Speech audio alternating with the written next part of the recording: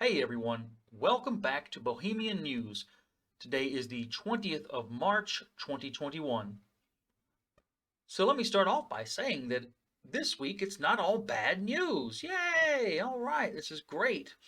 A little bit of some strange news happened over the week, but some good things also happened. So let's get right down to it. So we're starting off today with this report about a new pro bono program designed to help businesses in Prague. Hey, that sounds wonderful. A free program that's going to help small businesses. Wonderful. But there's a catch. Let's take a look. So, it says small and medium-sized companies can now receive free professional support to help them recover from the effects of the COVID crisis. Do Toho is a new Czech platform aimed at providing small and medium-sized businesses in Prague with support from experienced mentors and experts. The program is free of charge, and its ultimate goal is to help restart the Czech economy after COVID. Man, this sounds great. This sounds wonderful so far. There's always a catch, though. According to a press release by the City of Prague Mayor Zdeněk Hřib, voiced his support for the program. When I walk through the city center, I am offered a sad view of closed places without customers. The loss of income also had a significant effect on the construction sector. I believe that selfless professional help for entrepreneurs within the Do Toho initiative will help them to cope with the situation and start their business again. How about you just open things up? How about that? You're so sad. All the closed shops, no customers. Construction sector was affected. How about you just open things up? So how does it work? Here's the catch.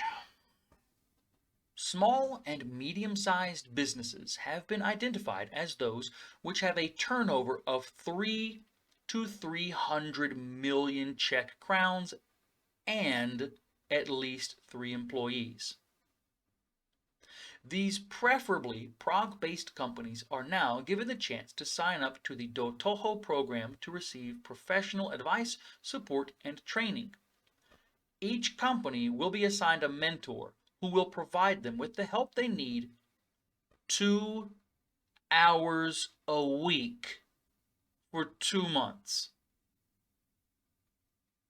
But, the mentors have extensive experience in various aspects related to running a business or managing a team. Thus, they will be able to assist companies in finding new business goals, strategies, and plans. Bullshit. Any company that made 300 million crowns before the pandemic, they don't need that much help. I'm just saying, they're doing pretty well for themselves, or at least they were before the pandemic. I mean, hell, I would be happy if my business was making 3 million crowns in 1 year. Jesus. I wouldn't need that much help. So yeah, you have to have made at least 3 million crowns to get any of this help. So all the small businesses that are run out of your own little garage or something like that, nah, you get nothing. You're probably not making 3 million crowns. You probably don't have 3 employees. You get nothing. Great, thanks. Good job. So large businesses helping other larger businesses. Super. And that's the problem I have with it. They say small and medium businesses. 3 million crowns is not that small for a lot of people here in this country. That's not small. So, I know their heart's in the right place, and I know they can only help so many people, but it seems like they're helping people who might not even need help. Like 300 million crowns, you probably don't need that much help. I'm just saying. And besides, this other thing right here, 2 hours a week for 2 months. That's it. So basically, we'll say 17 hours. A total of roughly 17 hours. You're going to get help from these professionals. The government screwed you over, shut you down for a year, basically, and you're going to get 17 hours of professional assistance for free. Whoop-de-doo. Great. Wonderful. Thank you so much. It's a drop in the bucket, it's nothing. Waste of time. And money, I'm sure. So let's go on to the next story today. There's a video spreading around the internet. This woman was forbidden from entering this shop with her kid. Now, first thing you need to understand, here in the Czech Republic, there is no law that says small children, I think it's like under 6 years of age, do not have to wear a mask. It's really difficult to get masks that fit their face. You know, they have a small face, a small head. It's really difficult to find masks that fit. So you'll see people all the time around here, you know, some mom or dad walking their kid, and the kid doesn't have a mask on. It's pretty normal. And so that's kind of how it works. You take your kid into a shop or whatever. But this guy refused. Basically told the woman she'd have to keep her kid outside the shop. The child would not be allowed. Now, I can kind of understand. This guy looks like he's kind of old. I understand he's probably a bit scared. But I think that's the problem here. That's why I wanted to talk about this. It seems like there's so much paranoia going on, so much mistrust of people. You know, imagine 2 years ago you told some mom, no, your kid might have germs, your kid might make me sick, so you can't bring your child in here. Picture that in your mind 2 years ago. It would be impossible. It would never happen. But now we've become trained like little monkeys to just be paranoid. And here's your proof. How much more is this going to continue? You can go find this video on your own if you want. I'm not going to show it. The man forbid them from entering his shop, which it's his shop. He has the right to do so. But like I said, I just have a problem with this paranoia, fear. It's getting kind of sad. Now, the next big story that happened here in the Czech Republic, which in my personal opinion is the most troubling and the most worrisome. The EU Commission is providing a €1 billion loan to the Czech Republic for job retention. €1 billion. Now, in case you don't know, the Czech Republic does not use the euro. They use their own currency called the crown or koruna, which basically means €1 billion is about 26 billion crowns. The reason why I don't like this, I'm not sure if they'll ever be able to pay this off. That's a lot of money for a small country, especially a small country that's still experiencing economic hardships, that's still under lockdown. When are they going to pay this back? How are they going to pay this back? Is the Czech Republic going to be stuck under the thumb of the EU and Germany like Greece was? Or I guess Greece still is from the loan they took out? What was it, 15, 20 years ago? I don't even remember anymore. They're still under the thumb of the European Union because they owe billions in euros back to the EU and to Germany, if I remember correctly. I probably should have looked this up, but my memory's not so fresh on this topic. But I do remember when this happened, and a lot of Greeks were pissed because they know where they sit now with the EU. So let's take a look at this article real quick. The European Commission said on Tuesday it allocated a €1 billion loan to the Czech Republic under the Support to Mitigate Unemployment Risks in an Emergency, called SURE, instrument to help the country in its job preservation efforts. Well, here's an idea. Open up. Open up. Let people go back to work. Let shops open up again. I know that's a crazy idea. Instead of getting €1 billion from the European Union, how about you let people that aren't sick go to work? Let people take their own risks in life, like we normally would do anyways. All of life is a risk. Every time you get behind the wheel of a car, it's a risk. You never know when some crazy drunk's going to run you over and kill you. Every time you cross the street, basically, is a risk. No one wants to look at that. No one wants to think about it. So, yeah, Instead of letting the people make their own decisions and take their own risks in life. Nah, you don't get to. Stay at home.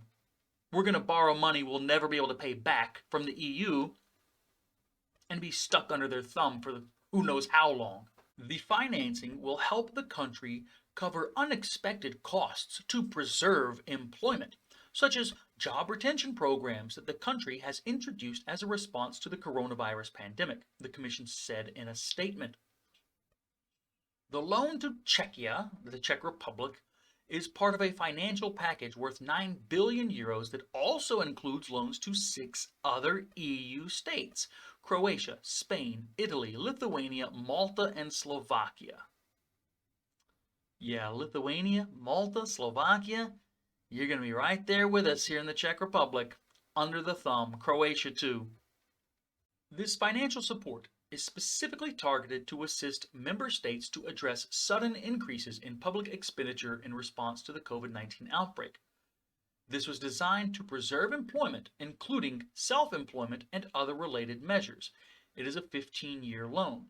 Specifically, the SURE instrument acts as a second line of defense, supporting short-time work schemes and similar measures to help the member states protect jobs and thus employees and self-employed against the risk of unemployment and loss of income. Loans are underpinned by a system of voluntary guarantees from member states. Each member state's contribution to the overall amount of the guarantee corresponds to its relative share in the total gross national income of the European Union based on the 2020 EU budget. Blah, blah, blah, blah, blah. I think this is a bad idea. If you want to assist people from losing their jobs and unemployment, just open up. All of these shops were available.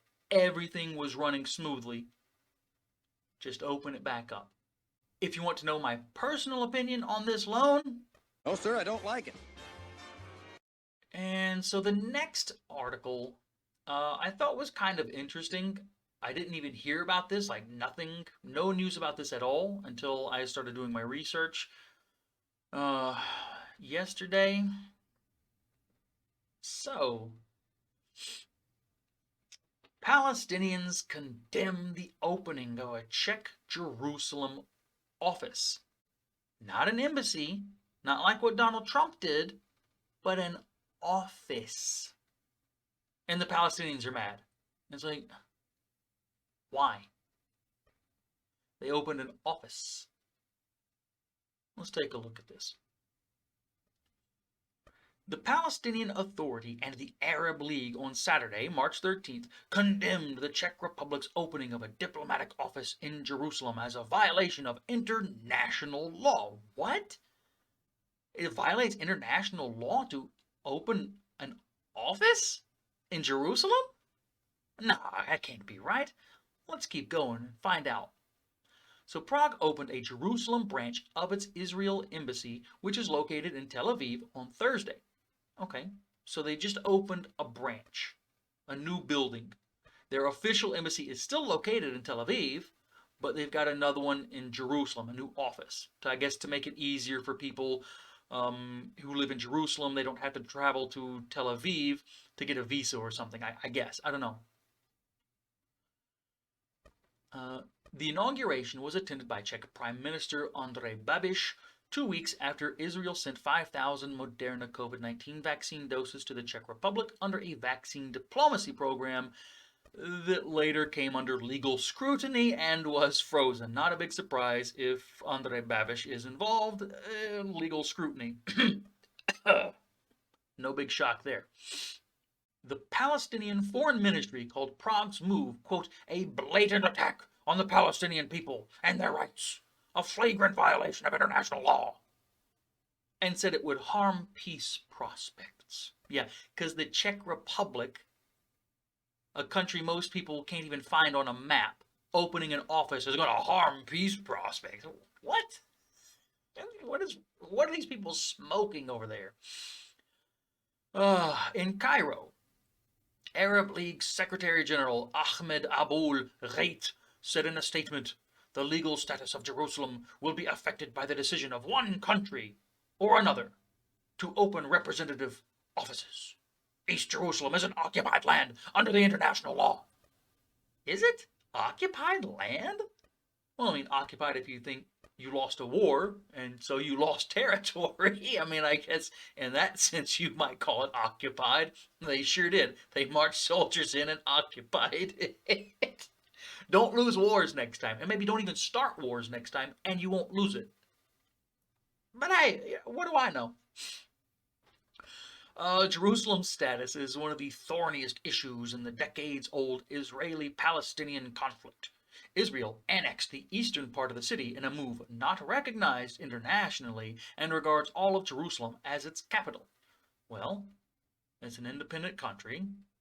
Jerusalem is the capital city, so it just kind of makes sense that the whole city would be part of the country. I don't know. Sounds like it makes sense to me. But I don't live there. I don't know all the details. Whatevs. Underlining that the Jerusalem office was not an embassy, the Czech Foreign Ministry said it was meant to strengthen Prague's strategic partnership with Israel and improve services for Czech citizens there. The establishment of the office has no impact on the will of the Czech Republic to further develop political and economic relations with the Palestinian Authority, it said. Babiš described Israel as a strategic partner and hailed the new office as a milestone in our cooperation.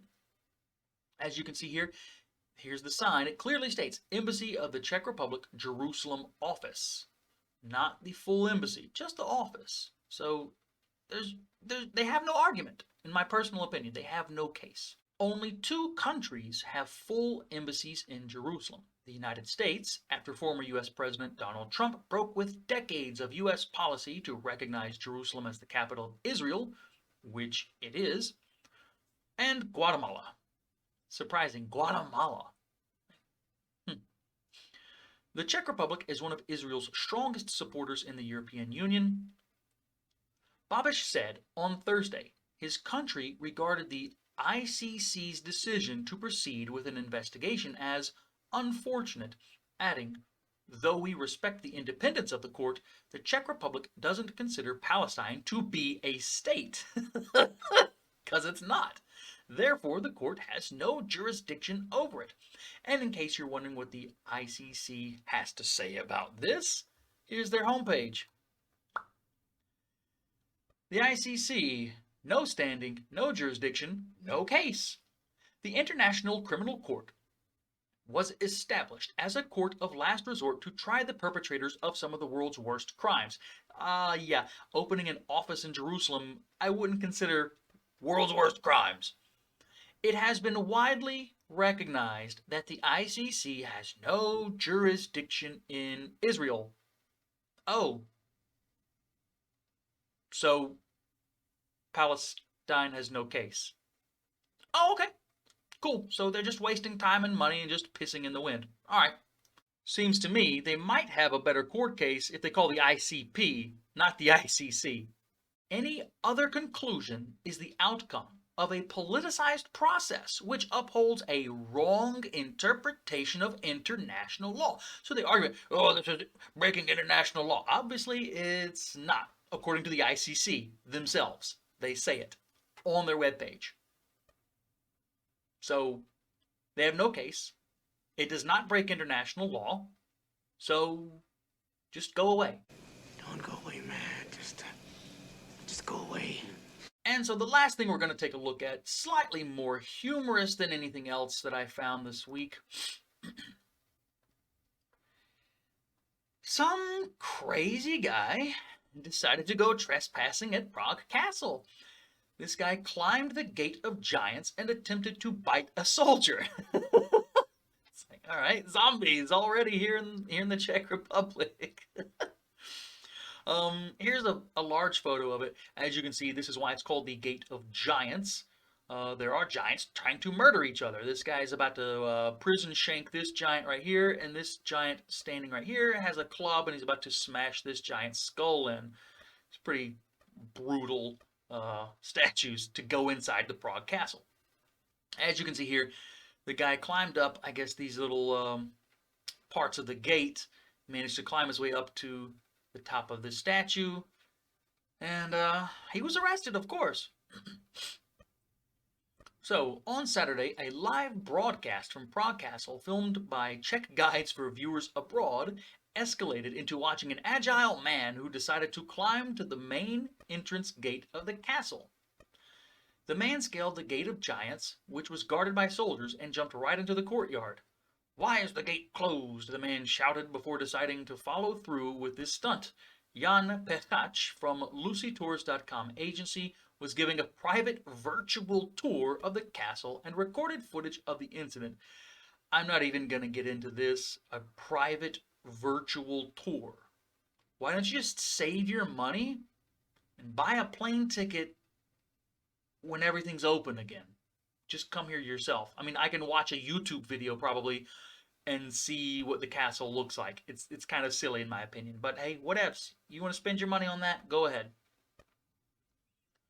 According to Pechach, the soldiers immediately urged him to get down. However, he decided to climb right up and approach them in the courtyard where he was detained.